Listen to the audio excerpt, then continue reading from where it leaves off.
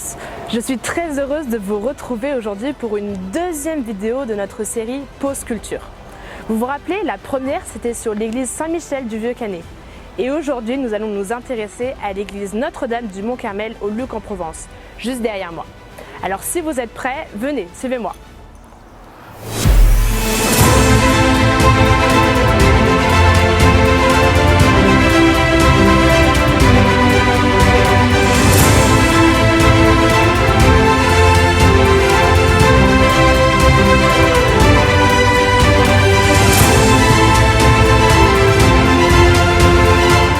En 1360, les Carmes viennent d'arriver dans le Var.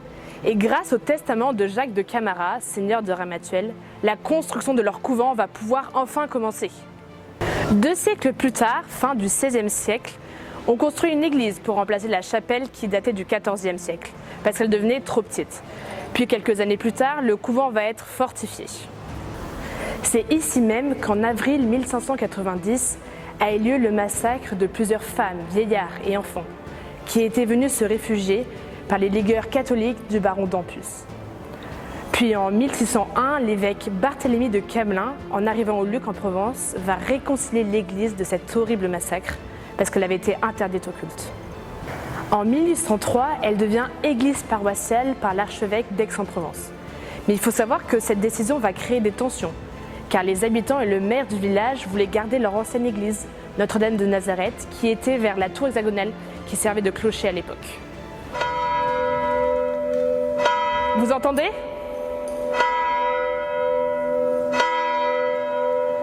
On vient d'installer la dernière des 3 cloches, consacrée à Santa Maria, sur ce clocheton du XVIIIe siècle. La première va être installée en 1825, la deuxième en 1833 et celle-ci en 1837. Et je suis sûre que vous ne savez pas, mais cette église elle est classée monument historique depuis 1935 et même classée par les Beaux-Arts. Cette église de style gothique, consacrée à Notre-Dame du Mont-Carmel, contient 3 nefs qui portent une voûte à croisée d'ogives.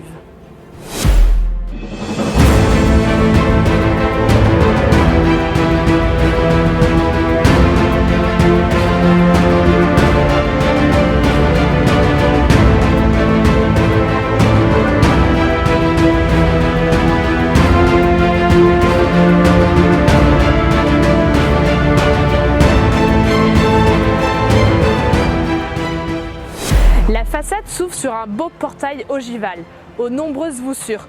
Vous savez, ce sont ces courbures qu'on retrouve au-dessus de la porte. Si vous observez bien, vous verrez dans le chœur 12 verrières en cive. C'est des feuilles de verre en forme circulaire soufflée, qui ont été presque entièrement refaites vers 1867 à peu près. Aussi, sur les côtés, vous verrez de nombreuses peintures qui ornent les murs de notre église. Vous avez la naissance de la Vierge, la Seine, l'Assomption et plusieurs grands saints. Tous ont été peints en même temps, vers la fin du XIXe siècle, par le peintre Daniel Deschiffres, dit le deuxième Pittore. L'orgue de style empire a été mis en place en 1830. Je vous invite à venir voir cette menuiserie et à observer sur les différentes tourelles les feuilles d'acanthe et les différentes lyres qui s'y trouvent. Quand vous rentrez dans cette église, elle doit forcément vous attirer l'œil. La chaire à prêcher, juste derrière moi, date du début du XIXe siècle. Elle est portée par un pied figurant un palmier et ses palmes. Si vous regardez bien, sur le côté droit de la cuve, donc c'est l'endroit où se tient le prédicateur, on peut voir Saint Jérôme.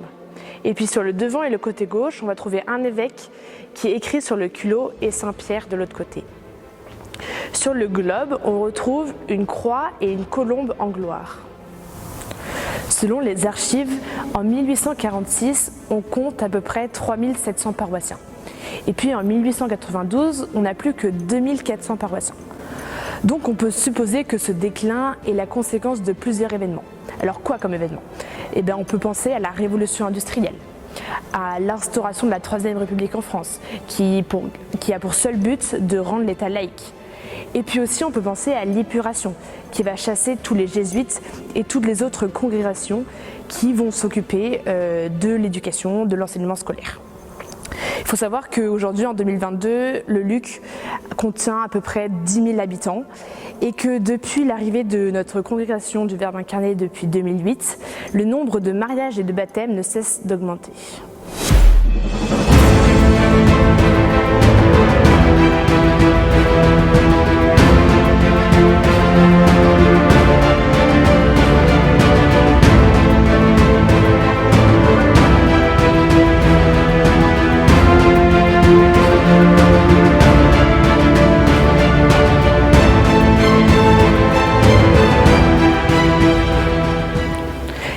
étonnamment, à partir de 1882, Saint Joseph devient le patron de cette paroisse. Et c'est ici, dans ce coin caché de notre église, que nos paroissiens ont l'immense grâce de devenir enfants de Dieu.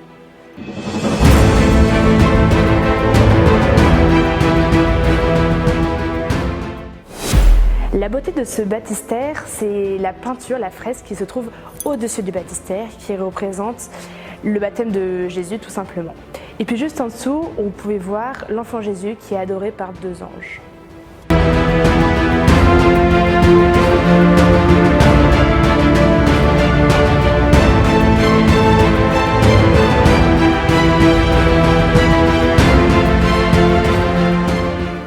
Et voilà, cette vidéo touche à sa fin. Nous espérons qu'elle vous aura plu. N'hésitez pas à nous suivre sur nos réseaux sociaux et puis nous vous donnons rendez-vous pour la prochaine vidéo. Et petit indice, ça sera sur l'église du Canet des Morts. À bientôt!